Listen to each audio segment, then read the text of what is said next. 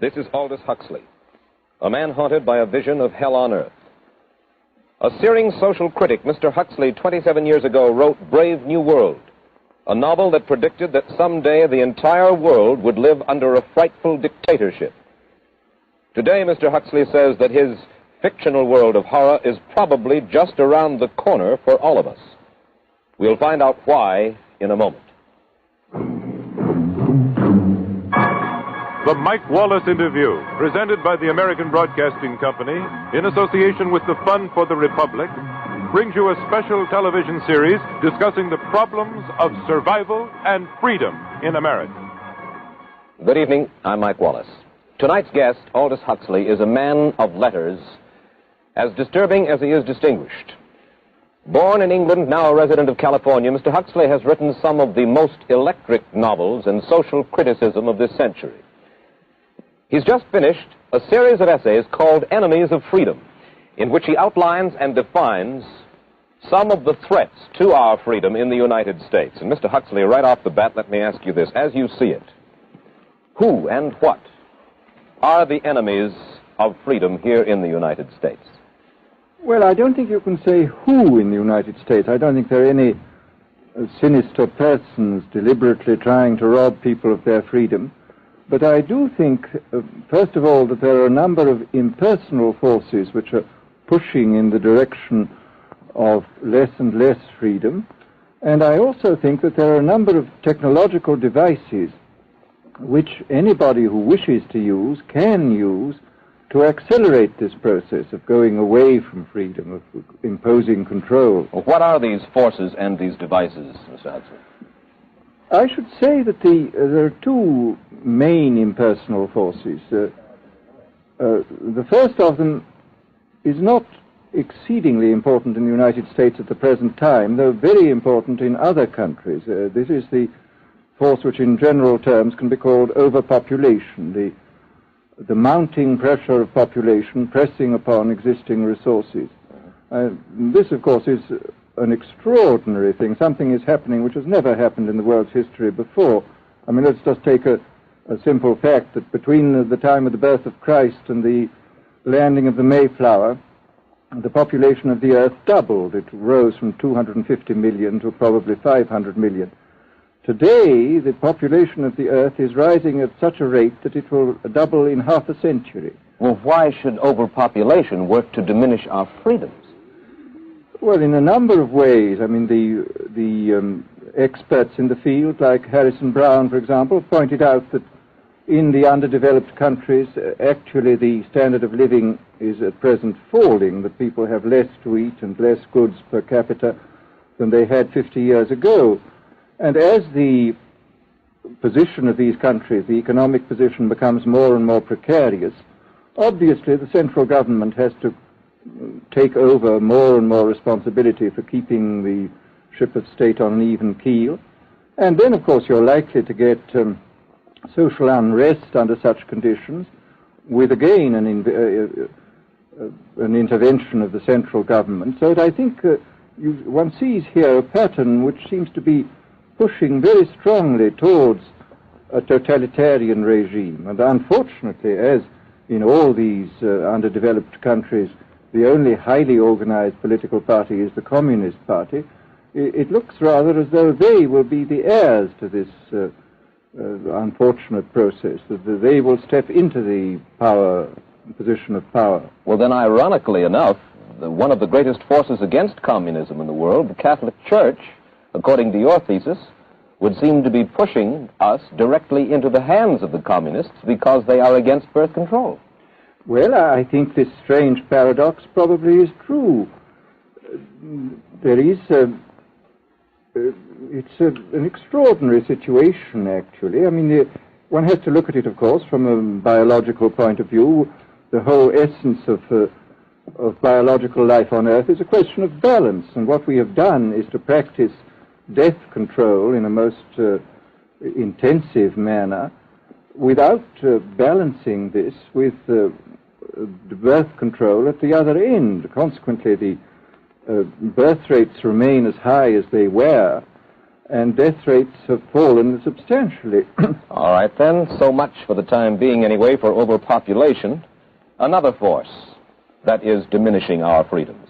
Well, another force which I think is very strongly operative in this country is the force of what may be called over-organization. As technology becomes more and more complicated, it becomes necessary to have more and more elaborate organizations, more hierarchical organizations. And incidentally, the advance of technology has been accompanied by an advance in the science of organization. It's now possible to make organizations on a larger scale than was ever possible before. And so that you have more and more people living their lives out as subordinates in these hierarchical systems controlled by bureaucracies, either the bureaucracies of big business or the bureaucracies of big government. Mm-hmm. Mm-hmm. Now, the devices that you were talking about, are there specific devices or methods of communication which diminish our freedoms in addition to overpopulation and over-organization? Well, there are certainly devices which can be used in this way. I mean, let us take, after all, a piece of very recent and very painful history is the propaganda used by Hitler, which was incredibly effective. I mean, what were Hitler's methods? Hitler used terror on the one kind, brute force on the one hand, but he also used a very efficient form of propaganda, which he was using every modern device at that time. He didn't have TV, but he had the radio, which he used to the fullest extent, mm-hmm.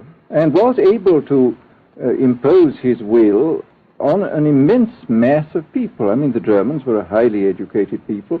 Well, we're aware of all this, but how do you equate Hitler's use of propaganda with the way that propaganda, if you will, is used, let us say, here in the United States? Well, are you suggesting that there is a parallel? Needless to say, it's not being used in this way now, but the point is, it seems to me, that there are methods at present available, methods superior in some respects to Hitler's method, which could be used in a bad situation. I mean, what I feel very strongly is that we mustn't be caught by surprise by our own advancing technology. This has happened again and again in history.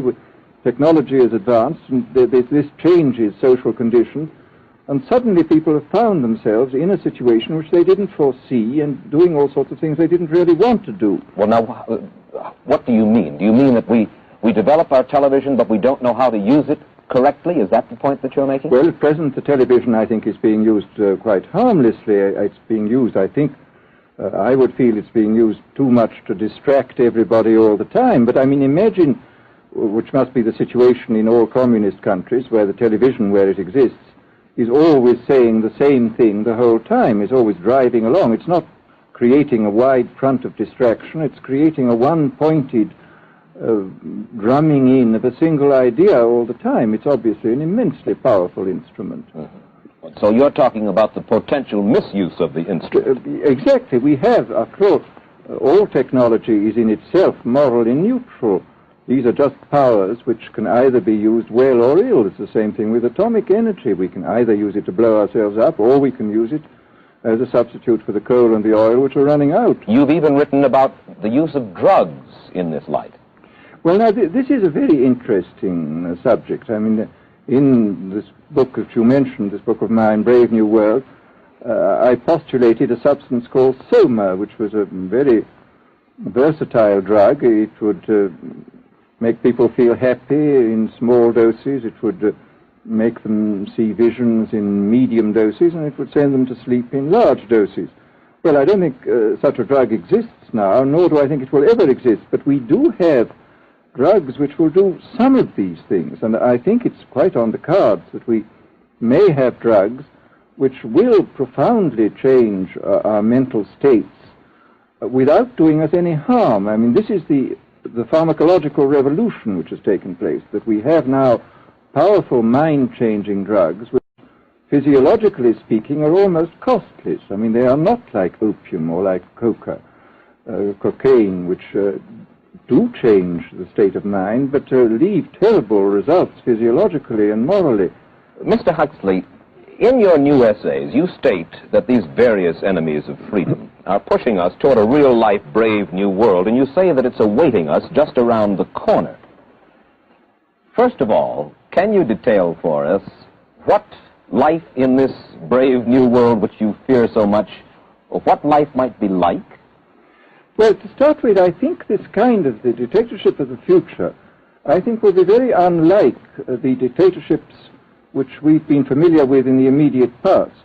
I mean, take another book prophesying the future, which was a very remarkable book, George Orwell's 1984. Mm-hmm. Well, this book was written at the height of the Stalinist regime and just after the Hitler regime.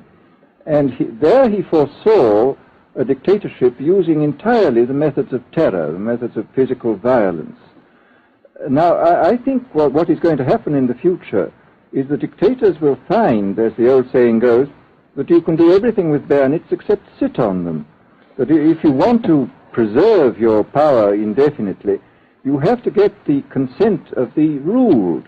And this they will do partly by drugs, as I foresaw in Brave New World, partly by these new techniques of propaganda. They will do it by bypassing the sort of rational side of man and appealing to his subconscious and his deeper emotions and his physiology even, and so making him actually love his slavery. I mean, I think this is the danger, that actually people may be in some ways happy under the new regime, but they will be happy in a situation where they oughtn't to be happy. But let me ask you this. You're talking about a world that could take place within the confines of a totalitarian state. Let's become more immediate, more urgent about it. We believe, anyway, that we live in democracy here in the United States. Do you believe that this brave new world that you talk about could, let's say, in the next quarter century, the next century, could come here to our shores? I think it could. I mean, that's why I feel it's so extremely important here and now to start thinking about these problems, not to let ourselves be taken by surprise by the new advances in technology. I mean, for example, in regard to the use of the drugs, we know there's enough evidence now for us to be able, on the basis of this evidence and using a certain amount of creative imagination, to foresee the kind of uses which could be made by people of bad will with these things, and to attempt to forestall this. And in the same way, I think with these other methods of propaganda, we can foresee and we can do a good deal to forestall. I mean, after all, the price of freedom is eternal vigilance. You write in Enemies of Freedom, you write specifically about the United States. You say this, writing about American political campaigns. You say, all that is needed is money and a candidate who can be coached to look sincere. Political principles and plans for specific action have come to lose most of their importance. The personality of the candidate, the way he is projected by the advertising experts, are the things that really matter. Well, this is... during the last campaign, there was a great deal of this kind of statement by the advertising managers of the campaign parties, this idea that the candidates had to be merchandised as though they were soap or toothpaste, and that you had to depend entirely on the personality. I mean, the personality is important, but there are certainly people with an extremely amiable personality, particularly on TV, who might not necessarily be very good in positions of political trust. Well, do you feel that men like Eisenhower, Stevenson, Nixon, with knowledge of forethought, were trying to pull the wool over the eyes of the American public? No, but they were being advised by powerful advertising agencies who were making campaigns of a quite different kind from what had been made before. And I think we shall see probably all kinds of new devices coming into the picture. I mean, for example, this thing which got a good deal of publicity last autumn, subliminal projection. I mean, as it stands, this thing, I think, is of no menace to us at the moment. But I was talking the other day to one of the people who has done most experimental work in the psychological laboratory with this, who are saying precisely this, that it is not at the moment a danger, but once you've established a principle that something works, you can be absolutely sure that the technology of it is going to improve steadily. And I mean, his view of the subject was that, well, maybe they will use it to some extent in the 1960 campaign, but they will probably use it a good deal and much more effectively in the 1964 campaign, because this is the kind of rate at which technology advances. And we'll be persuaded to vote for a candidate that we do not know that we are being persuaded to vote for. Exactly. I mean, this is a rather alarming feature, that you're being persuaded below the level of choice and reason. In regard to advertising, which you mentioned just a little ago, in your writing, particularly in Enemies of Freedom, you attack Madison Avenue, which controls most of our television and radio advertising, newspaper advertising, and so forth. Why do you consistently attack the advertising agency? Well, no, I think that advertisement plays a very necessary role, but the danger, it seems to me, in a democracy is this. I mean, what does a democracy depend on? A democracy depends on the individual voter making an intelligent and rational choice for what he regards as his enlightened self-interest in any given circumstance. But what these people are doing, I mean, what both for their particular purposes, for selling goods, and the dictatorial propagandists are doing, is to try to bypass the rational side of man and to appeal directly to these unconscious forces below the surface, so that you are, in a way, making nonsense of the whole democratic procedure, which is based on conscious choice on rational grounds.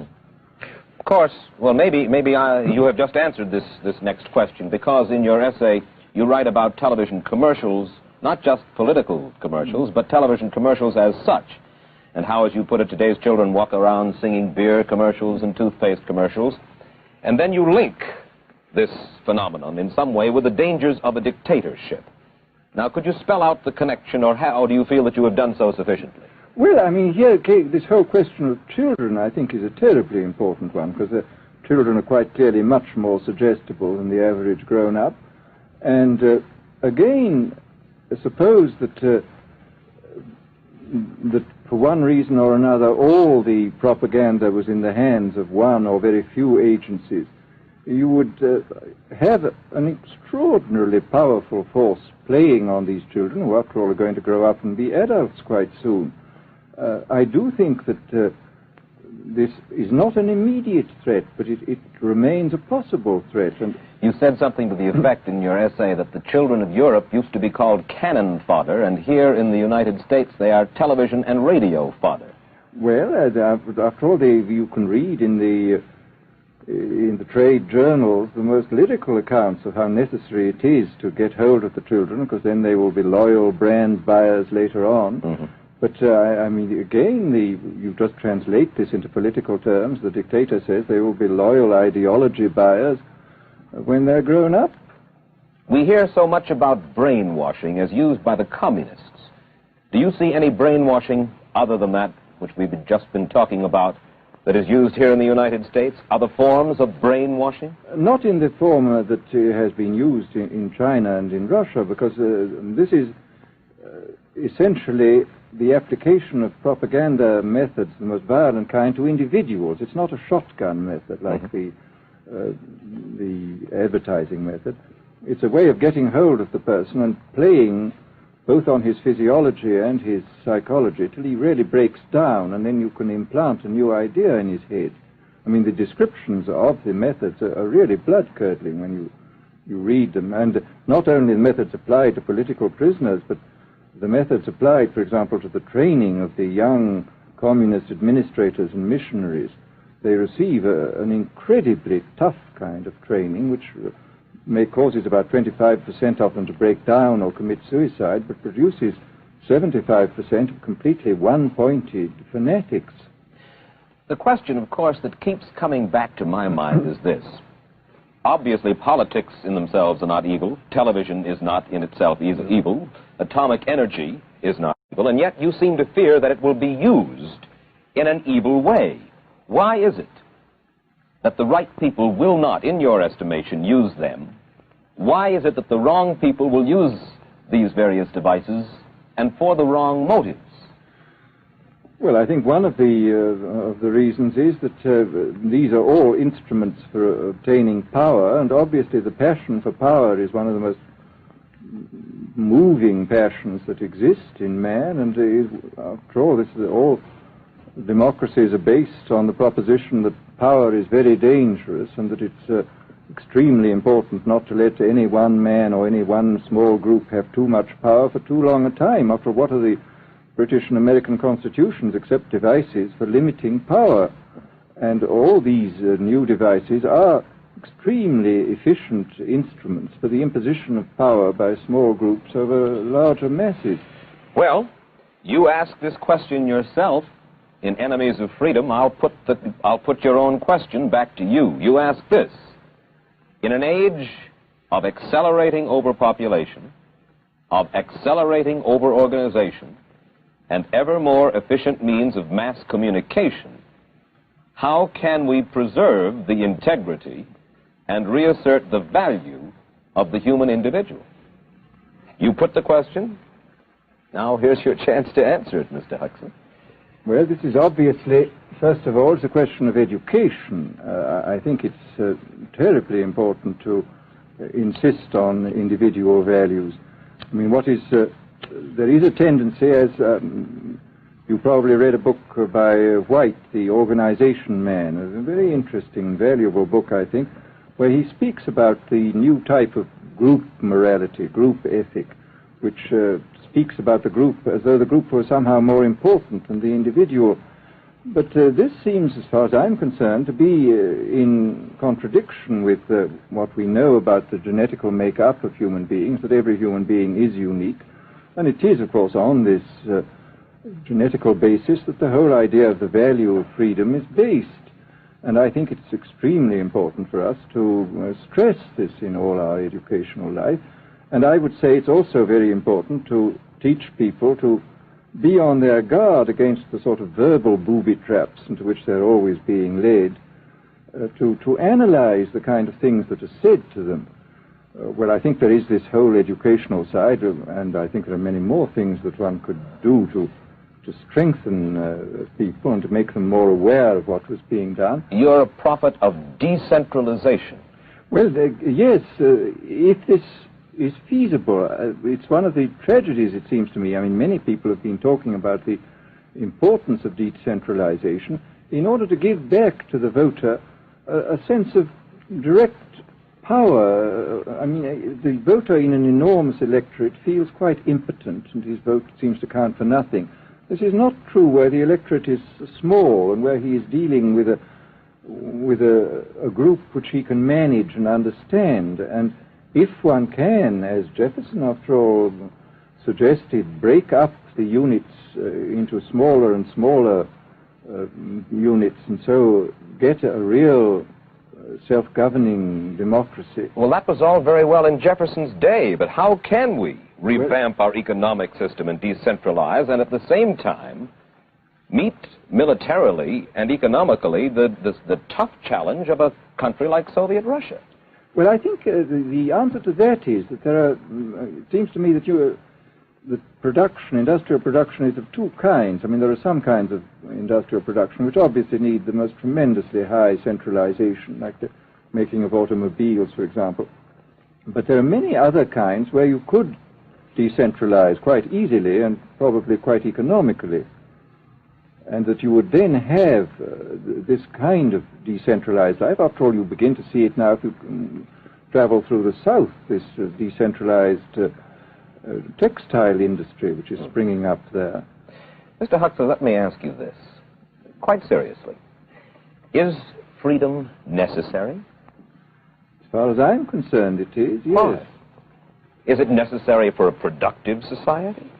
Yes, I should say it is. I mean, a genuinely productive society. I mean, I think you could produce plenty of goods without much freedom, but I think the whole sort of creative life of man is ultimately impossible without a considerable measure of individual freedom, that initiative, creation, all these things which we value, and I think value properly, are impossible without a large measure of freedom. Well, Mr. Huxley, take a look again at the country which is in the stance of our opponent anyway it would seem to be there, Soviet Russia. It is strong and getting stronger economically, militarily. At the same time, it's developing its art forms pretty well. It seems not unnecessarily to squelch the creative urge among its people, and yet it is not a free society. It's not a free society, but here is something very interesting, that those members of the society, like the scientists who are doing the creative work, are given far more freedom than anybody else. I mean, it's a privileged aristocratic society in which, provided that they don't poke their noses into political affairs, these people are given a great deal of prestige, a considerable amount of freedom, and a lot of money.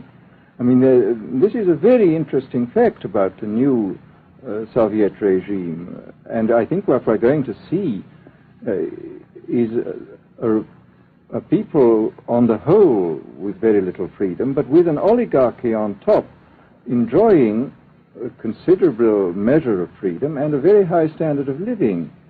And the people down below, the epsilons down below, enjoying very little. And you think that that kind of situation can long endure? I think it can certainly endure much longer than a situation in which everybody is kept down. Because, I mean, they can certainly get their technological and scientific results on such a basis. Well, the next time that I talk to you then, perhaps we should investigate further the possibility of the establishment of that kind of a society, where the drones work for the queen bees up above.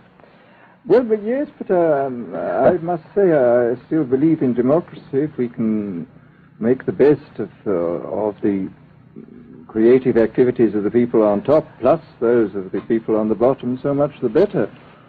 Mr. Huxley, I surely thank you for spending this half hour with us, and I wish you Godspeed, sir. Thank you. Aldous Huxley finds himself these days in a peculiar and disturbing position. A quarter of a century after prophesying an authoritarian state in which people were reduced to ciphers, he can point at Soviet Russia and say, "I told you so." The crucial question, as he sees it now, is whether the so-called free world is shortly going to give Mr. Huxley the further dubious satisfaction of saying the same thing about us. Stay tuned for a preview of next week's interview. Till then, Mike Wallace, good night.